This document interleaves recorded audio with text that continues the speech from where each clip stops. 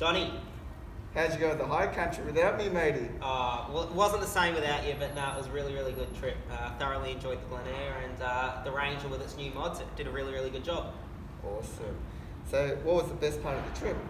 I would have to say probably Mount Pinibar. So we got to the top, beautiful clear skies, and you could see for miles. It's the highest four-wheel drive track in Australia that you can drive on, so that's pretty cool. Awesome. So this little beauty, you've got something special to show us today, don't you? Yeah, I certainly do. We've just changed it to have this little thing, remote control. So it's all electrically opened the Glenaire, so it's got electric actuators for the front and rear beds to open it up. And we've now added a remote control to it, which means that you don't have to be standing at the toolbox pressing the button to open it. Are you opening it at the moment? I am. Jeepers, you are. I can't even hear that, matey. Nah, they're silent actuators as well, so you can hardly hear it, so the kids can still be in the bed when you start closing it and they won't wake up. Very good. Now, how long does it take to open up electrically? With the electric actuators, there's no hand winches or anything, so it takes the time that it does, but the main tent part, you're looking under 10 minutes to set up, so a standard person's not going to be any quicker than us because the actuators are doing everything. I'll just put you on the spotlight. Guys, it only takes 4.5 minutes to actually open up, front and rear. So Tim's just holding the button at the moment and opening up. Once he actually opens it up, Tim will go in and push up the poles, and I'll come in and I'll commentate on what he's actually doing. Yeah. Let's give it a go.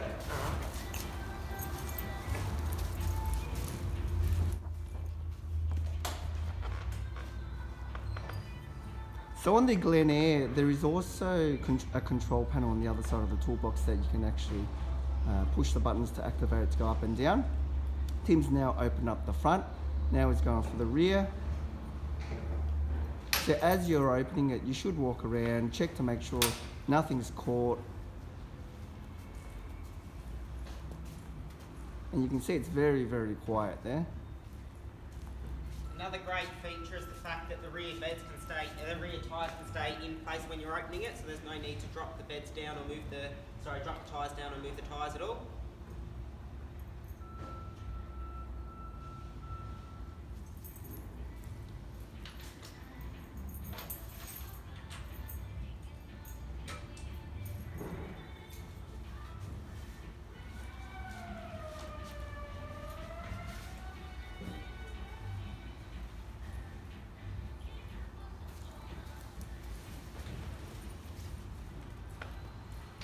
So once the rear is down, Tim's pulling out the stabiliser arms for the rear bed.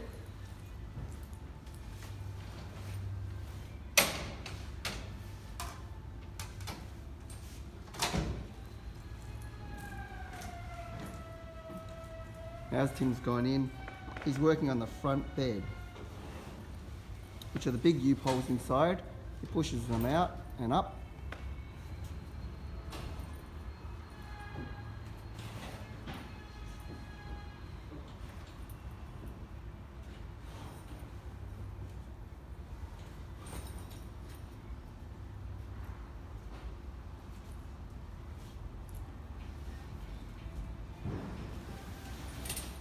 You cleaned your shoes, didn't you, matey? Certainly did.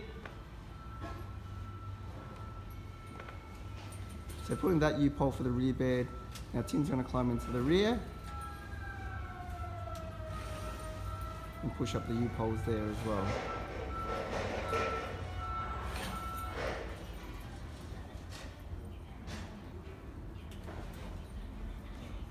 So on the rear bed, you've also got side zippers that you need to zip. You can see there Tim's just overextended the canvas a little bit, so he'll drop the poles down a bit to get that rear zip on.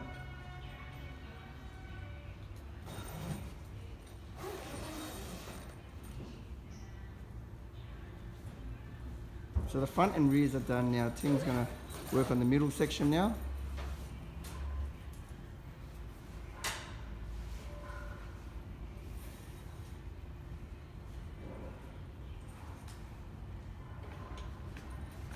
Still on the other side of the rear zip.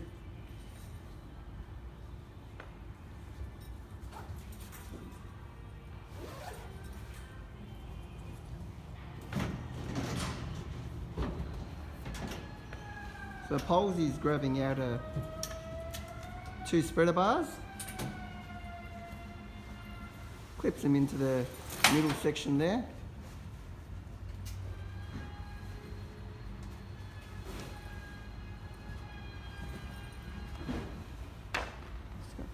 Just this camera so you guys can all see.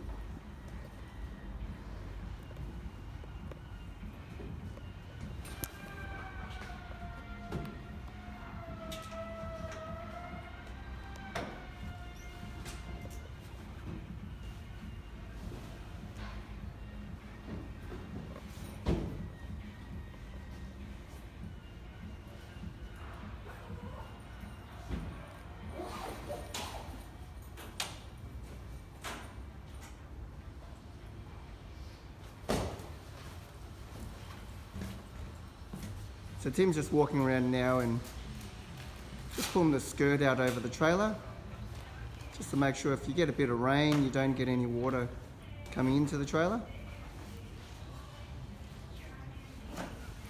And as he's pulled that, the inside of the trailer just need readjusting to make it nice and taut.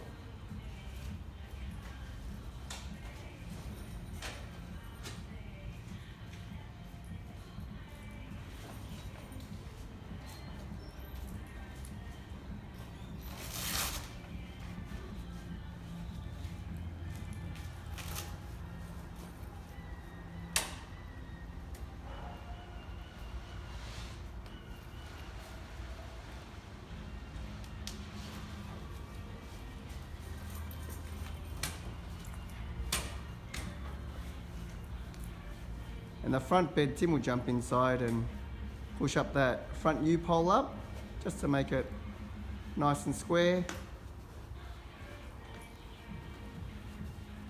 How many times did you do this in the high country, Tim? Every morning and every night. Set it up and packed it up, so that was 9 times in 9 days.